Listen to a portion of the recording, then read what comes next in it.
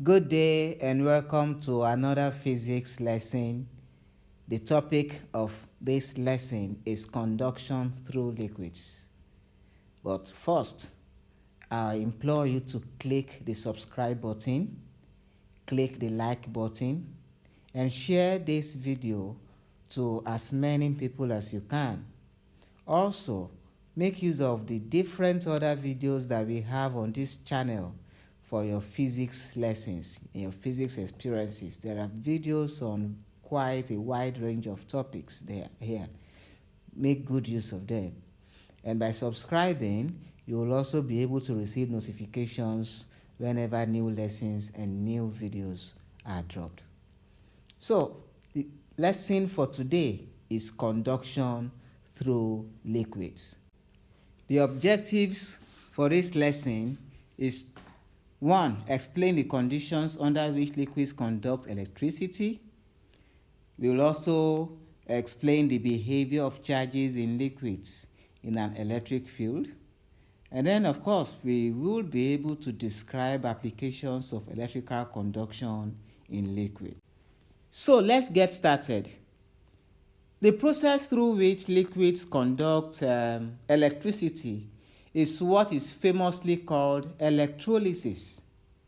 So when you pass current through liquids, a chemical change occurs in such liquid, and the whole process of passing the current through the liquid and creating such changes and ions migrating is what we call electrolysis. So electrolysis basically is a phenomenon of conduction of current through liquids. Now, just as we have for metals, we have metals or solids, if you like, that are conductors, and we have those that are non-conductors. So also we have liquids that are good conductors, and we have those that are poor conductors. If a liquid is a good conductor, it is called an electrolyte. If a liquid is a bad conductor, it is called a non-electrolyte. Examples of good conductors are the acid solutions, bases, and salts. But liquids like paraffin, like water, pure water, like benzene, like kerosene, those are not good conductors. So those are called non-electrolytes. Water, however, in an impure state, that's water that contains some dissolved salts, water that is not so pure, could be a moderate conductor. But water in its very pure form is not a good conductor. Now, there's a device that is used to study the flow of currents through a liquid. That device is what we call the voltmeter. The voltmeter. Please take note not to confuse the voltmeter for the voltmeter. They are different devices. The voltmeter is a measuring instrument for voltage, used to measure voltage. But a voltmeter is used to study the flow of current through a liquid. That's what a voltmeter does. So a voltmeter basically is a setup for electrolysis. Here on the screen, on the left-hand side, you have the voltmeter. That's a simple diagram of the voltmeter. It's also called the colorimeter. It has an anode, a cathode, then it has the electrolyte, which is the solution through which current flows. Now, when electrolysis occurs, you have the ions in the liquids dissociating themselves. You have positive ions and negative ions dissociating. And then you have positive ions migrating or moving to the negative electrode. Just as it should be, if you remember the law of charges, like charges will repel, unlike charges will attract. So positive ions in the liquid migrate towards the negative electrode, and the negative electrode is what we call the cathode, while the positive electrode is called the anode. Now the negative ions are called anions, while the positive ions are called cations. So please take care and take note of that difference. For electrodes are the plates that serve as the conducting or the polarizing part of the cell. So you have two of them. You have the anode and you have the cathode. The anode is a positive electrode, but the anion is a negative ion. So the negative anion migrates towards the positive electrode called anode. Now the negative electrode is called cathode, but the positive ion is called cation. Now the cation always migrates towards the cathode. As said earlier, electrolytes consist of positively and negatively charged ions. Now when there is no PD, that means when you do not have a potential difference across the electrodes, then the ions move randomly. They move randomly in solution. But whenever you connect a battery, then they move specifically based on their polarities. Now, there's a term called electrolytic dissociation, and that is just the splitting of molecules into ions. So you have electrolytes, which is the liquid that conducts electricity. The liquid always contains positive and negative ions like every other substance should.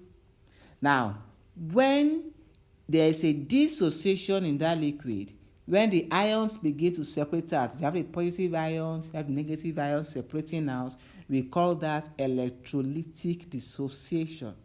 And this happens whether you connect a battery across the electrodes or not.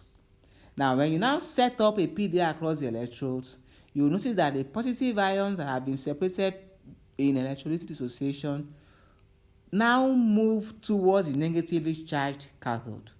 Remember, positive ions are called cations.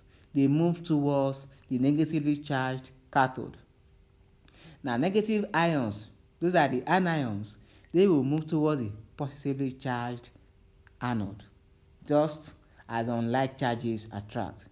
Now, this movement of the ions to their respective electrodes is essentially the flow of current in the electrolyte.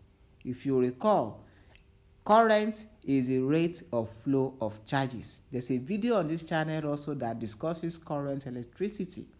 Here we looked at what current is, we defined this, we talked about how charges flow, we talked about current, voltage, resistance. So you may search for that video and watch it for a better understanding of current.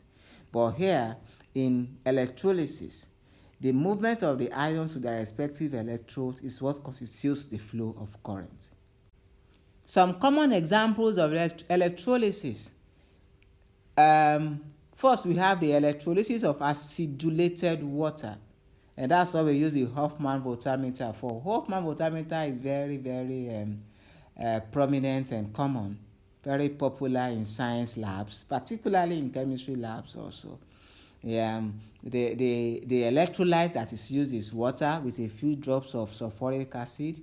Remember that I said that pure water will not be a good conductor, but to make the water impure, we'll put some dissolved salt there, which is what the few drops of sulfuric acid is meant to achieve.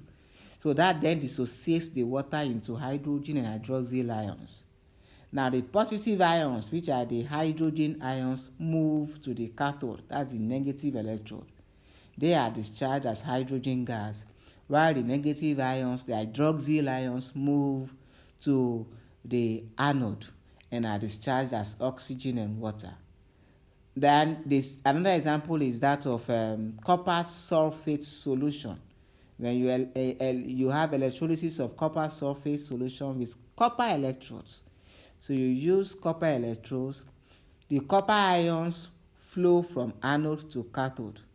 Then density of the copper sulfate solution is unchanged throughout the electrolysis. In this case, it has the same density all through. Another example of common electrolysis is electrolysis of copper sulfate solution, this time using platinum electrodes. And then you find that copper ions and hydrogen ions, which are the positive ions, they migrate to the cathode and copper is discharged there. Now, hydroxyl ions, they go to the anode and are discharged. They combine there to form water. So you have copper produced at the cathode and you have oxygen at the anode. And this is another example of electrolysis. In this case, as the electrolysis process goes on, you will notice a reduction in the concentration of copper sulfate solution. So the concentration begins to reduce in this case, unlike the previous one that had that's electrolysis of copper sulfate solution with copper electrodes. That one maintains the same concentration all through. So what are the applications of electrolysis? The very common one is electroplating. This is when you coat a metal with another metal to improve the appearance or the aesthetics of that metal or to prevent its corrosion. So for instance, you have automobiles. You'll agree that when automobiles are in the process of being produced, they don't come out as colorful and as bright and shiny as the finished product does. So what happens is that after the production process has taken place, then electroplating is used to cover or to make the metallic parts of that car shine brightly and colorful. So they use metals like gold and all and precious metals like that to electroplate, to cover metallic parts, to coat metallic parts of vehicles so that they can shine brightly and be colorful. The metal to be plated or to be electroplated in this case is always used as a cathode, while the anode is the electroplating metal. That's the metal you want to use to electroplate. So if you want to use, say, gold to electroplate, say, zinc, you use your zinc as the cathode and your gold as the anode, so that the ions from the anode now flow towards the cathode and then they are deposited on that copper or on that zinc there. So that is one application of electrolysis. Another one is to calibrate an ammeter. Copper is used in this case as both the cathode and the anode, and copper sulfate is the electrolyte. There's a diagram on the next page that we will see. So in this case, a bit of measuring is done. You measure the copper cathode before current is passed through the electrolyte. You allow current to flow for about 30 minutes and then you reweigh the copper after you have dried it, of course, so that this way you can calculate the amount of copper that has been deposited. Now, to do this, there is a law called Faraday's law of electrolysis. There are actually two of them. We'll be looking at them shortly. Now, the law just tries to give you a value of current in an electrolytic procedure as compared with the reading on an ammeter. So let's look at Faraday's laws of electrolysis in detail. As I said earlier, there are two of such laws. The first law states that the mass m of a substance liberated in electrolysis is directly proportional to the quantity of electricity Q which passed through the electrolyte. So M is proportional to Q, and you already know that Q equals IT. If you didn't, as I said earlier, there is a video here, current electricity, look for it and see it. Now, by the time you remove the proportionality sign, you have M equals ZIT, where Z is a constant, so to speak, that you introduce as a result of you bringing in equal to replace the proportionality symbol. Now, Z is a constant called electrochemical equivalence of the substance. This has a unique value for all substances, for all metals. Its value is unique for all metals. So, it is defined as the mass of a substance that can be deposited, or that is deposited by 1 coulomb of electricity in electrolysis. So if you pass 1 coulomb of electricity through an electrolyte, the mass of a substance that 1 coulomb of electricity is able to deposit is what we call the electrochemical equivalence of such substance. The second law of electrolysis, Faraday's laws of electrolysis now, says that the masses of different substances liberated by the same quantity of electricity are directly proportional to the chemical equivalence, which we also call the electrochemical equivalence of the substances. So what that is saying is that the mass of a substance that will be liberated when you pass, say, 1 coulomb of electricity through it, that mass is dependent on the electrochemical equivalence of that substance. That mass will not be the same for another substance. So even if I pass 2 coulomb of electricity through 3 different substances, the 3 different substances will not deposit the same masses because the electrochemical equivalence of all the substances are different. So the masses of different substances liberated by the same quantity of electricity are directly proportional to the chemical equivalence of the substances. There's an example here. What mass of copper is deposited at a cathode when a 0.25 amp current flows for 20 minutes? The electrochemical equivalence of copper is given as 3.3 times 10 raised to the power minus 4 gram per coulomb. Note that this has been given in gram per coulomb, so the mass that you will get to should be in gram. And that's easy. As we did earlier, M equals ZIT. I is current, T is time, and Z is the electrochemical equivalent. So you just slot in your values, and then you get the mass at 0.099. You can also try it out and see if you get the answer that I got. Here are a few questions for practice, for homework. Classify the following into electrolytes and non-electrolytes. I already explained that, so just classify them. The second and third question all have to do with Faraday's laws of electrolysis, which I have also explained.